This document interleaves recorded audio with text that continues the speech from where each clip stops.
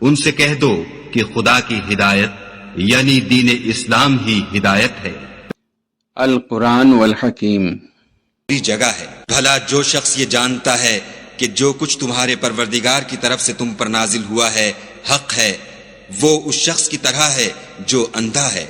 اور سمجھتے تو وہی ہیں جو عقل مند ہیں، جو خدا کے عہد کو پورا کرتے ہیں اور اقرار کو نہیں توڑتے، اور جن رشتہ قرابت کے جوڑے رکھنے کا خدا نے حکم دیا ان کو جوڑے رکھتے اور اپنے پروردگار سے ڈرتے رہتے اور برے حساب سے خوف رکھتے ہیں، اور جو پروردگار کی خوشنودی حاصل کرنے کے لیے مصائب پر صبر کرتے ہیں اور نماز پڑھتے ہیں، اور جو مال ہم نے ان کو دیا ہے اس میں سے پوشیدہ اور ظاہر خرچ کرتے ہیں، اور نیکی سے برائی کو دور کرتے ہیں، یہی لوگ ہیں جن کے لیے عاقبت کا گھر ہے، یعنی ہمیشہ رہنے کے باغات جن میں وہ داخل ہوں گے، اور ان کے باپ دادا اور بیویوں اور اولاد میں سے جو نیکوکار ہوں گے وہ بھی بہشت میں جائیں گے،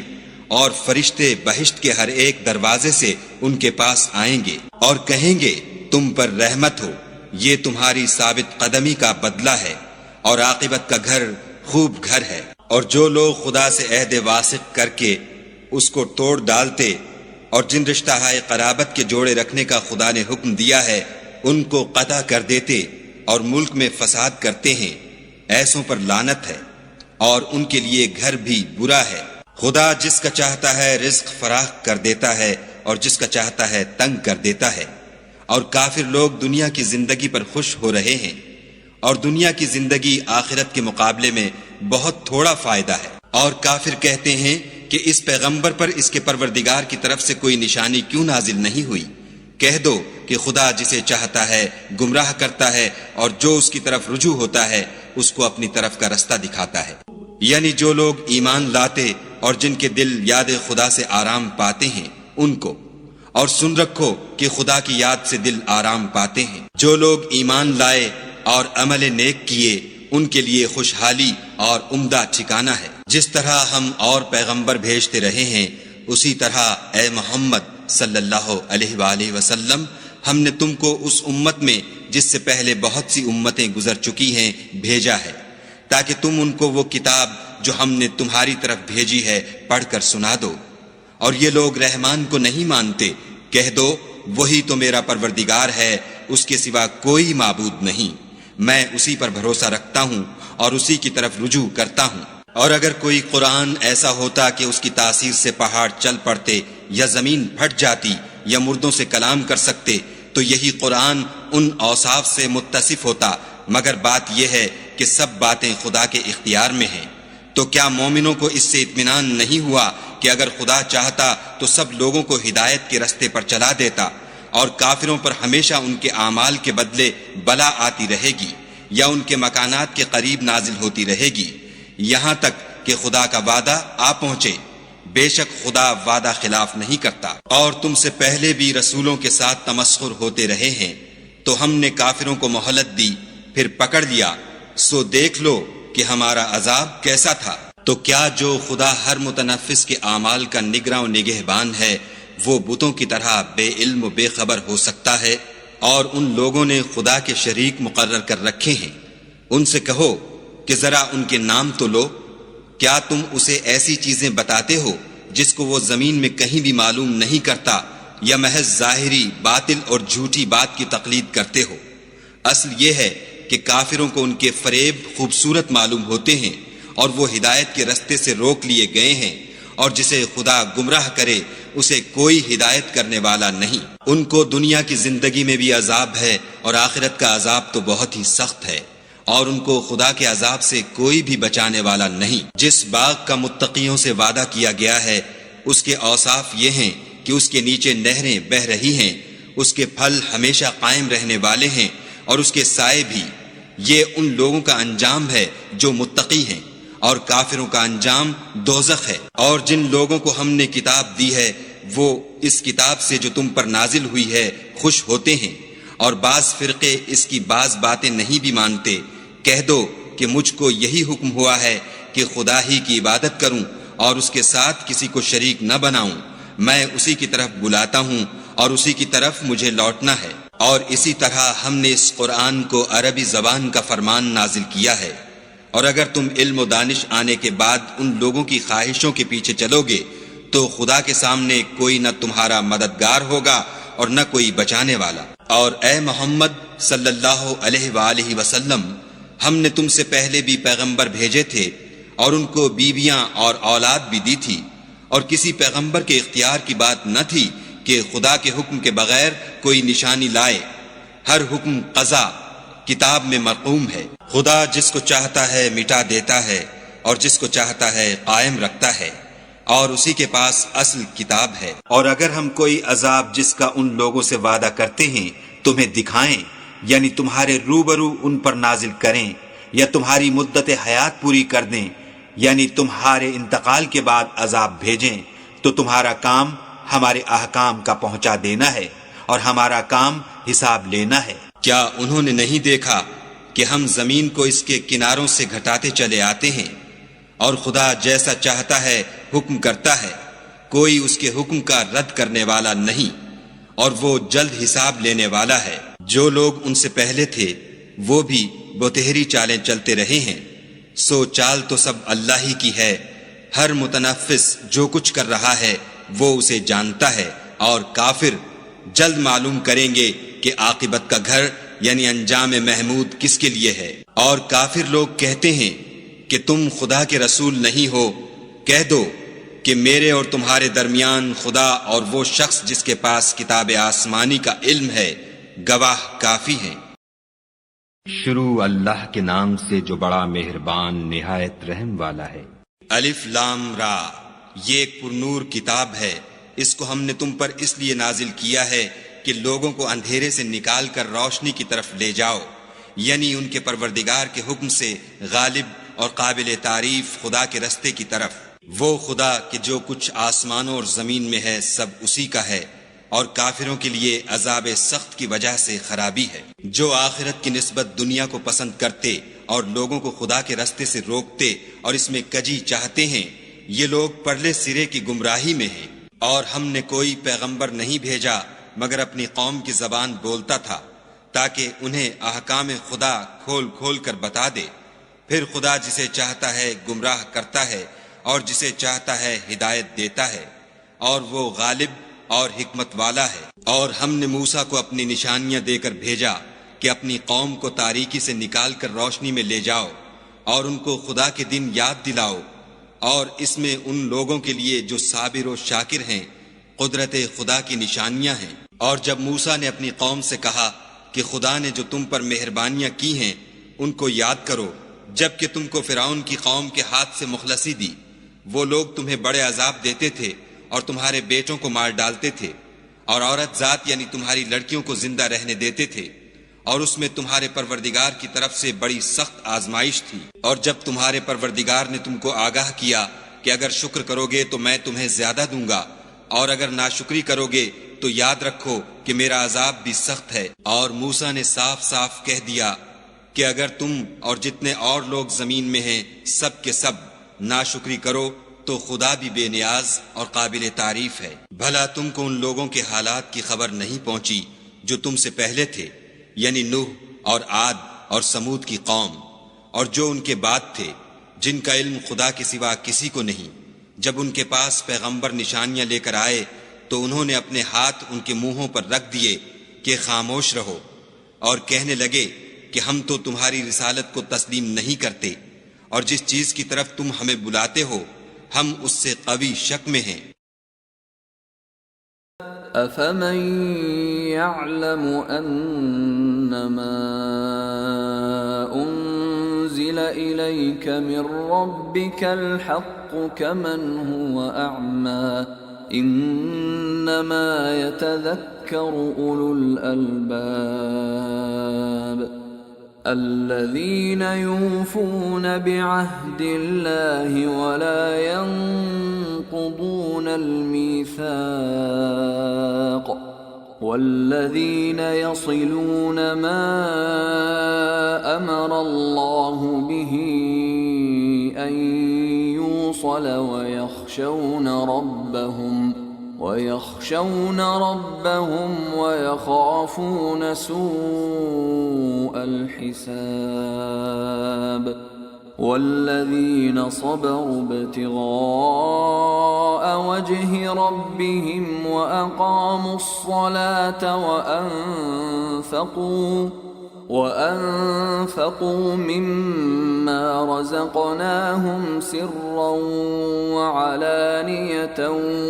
ويدرؤون بالحسنة السيئة أولئك لهم عقبى الدار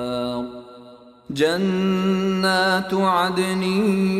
يدخلونها ومن صلح من آبائهم وأزواجهم وذرياتهم والملائكة يدخلون عليهم من كل باب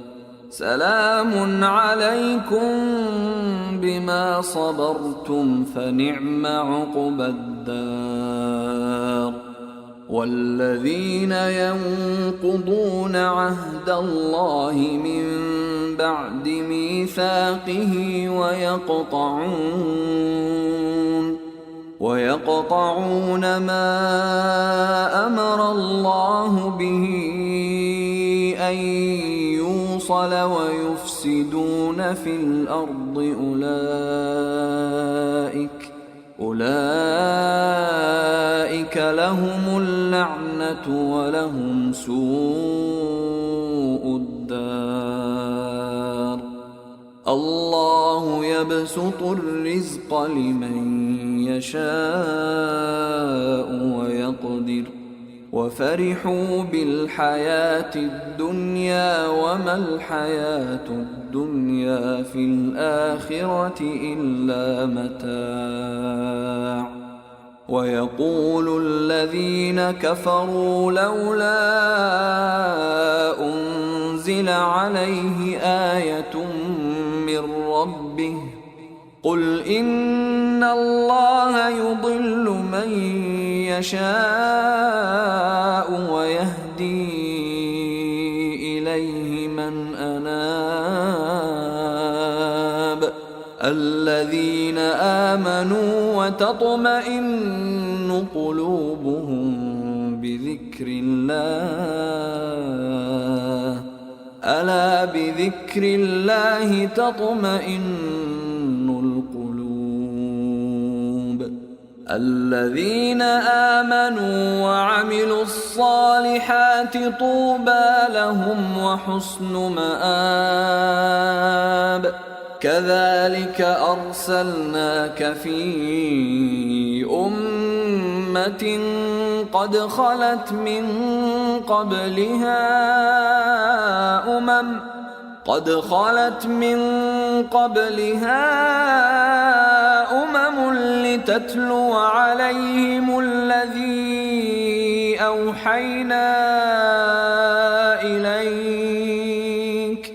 لتتلو عليهم الذي أوحينا إليك وهم يكفرون بالرحمن قل هو ربي لا إله إلا هو عليه توكلت وإليه متاب ولو أن قرآنا سيرت به الجبال أو قطعت به الأرض أو كلم به الموتى بل لله الأمر جميعا أفلم ييأس الذين آمنوا أن لو يشاء الله لهدى الناس جميعا ولا يزال الذين كفروا تصيبهم بما صنعوا قارعة أو تحل قريبا من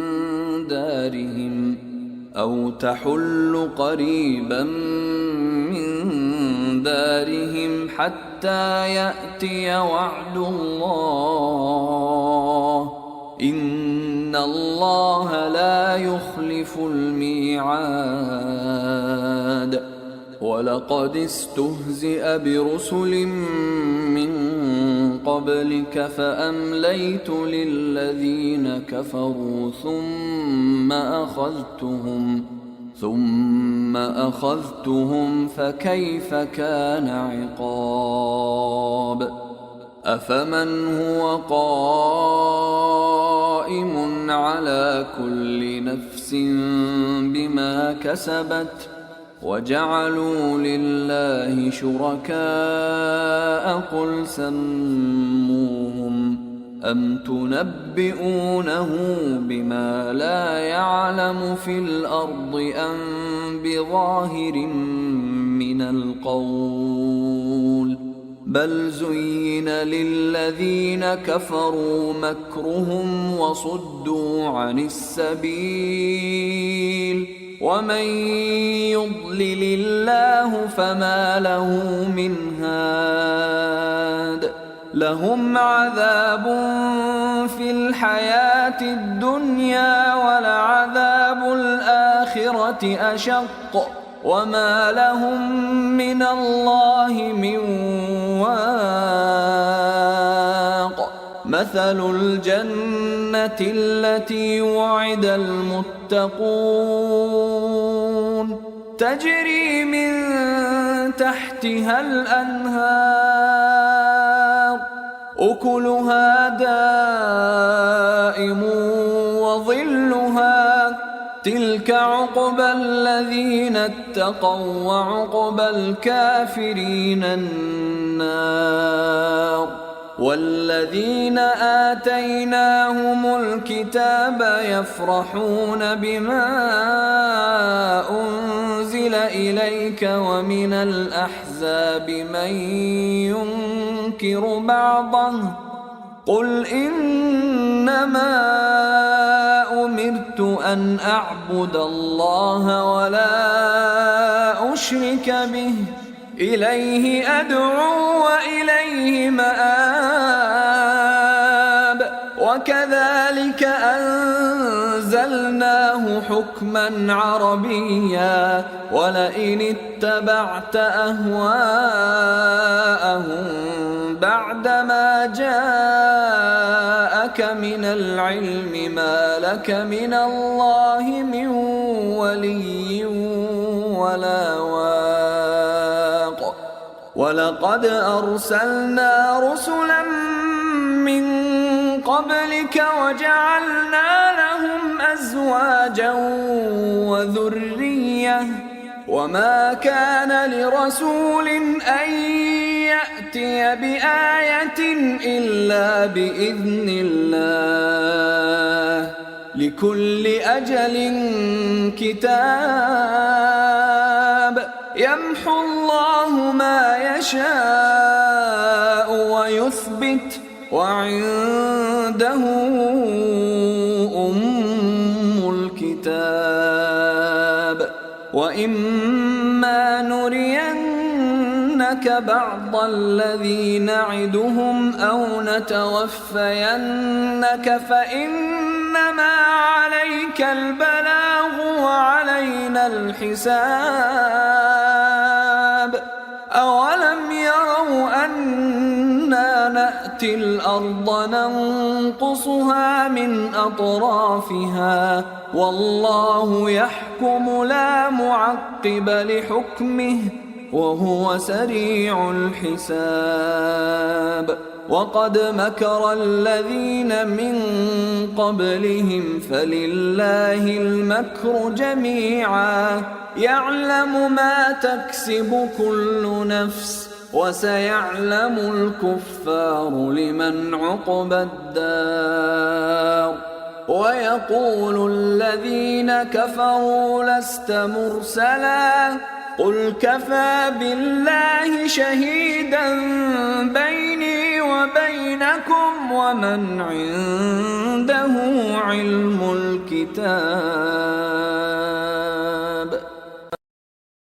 أعوذ بالله من الشيطان الرجيم بسم الله الرحمن الرحيم ألف لام كتاب أنزلناه إليك لتخرج الناس من الظلمات إلى النور بإذن ربهم إلى صراط العزيز الحميد الله الذي له ما في السماوات وما في الأرض وويل للكافرين من عذاب شديد الذين يستحبون الحياة الدنيا على الآخرة ويصدون عن سبيل الله ويبغونها عوجا أولئك في ضلال بعيد وما أرسلنا من رسول إلا بلسان قومه ليبين لهم فيضل الله من يشاء ويهدي من يشاء وهو العزيز الحكيم ولقد أرسلنا موسى بآياتنا أن أخرج قومك من الظلمات إلى النور وذكرهم بأيام الله إن في ذلك لآيات لكل صبار شكور وإذ قال موسى لقومه اذكروا نعمة الله عليكم إذ أنجاكم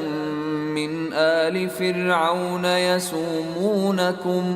يسومونكم سوء العذاب ويذبحون أبناءكم ويستحيون نساءكم وفي ذلكم بلاء من ربكم عظيم وإذ تأذن ربكم لئن شكرتم لأزيدنكم ولئن كفرتم إن عذابي لشديد وقال موسى إن تكفروا أنتم ومن في الأرض جميعا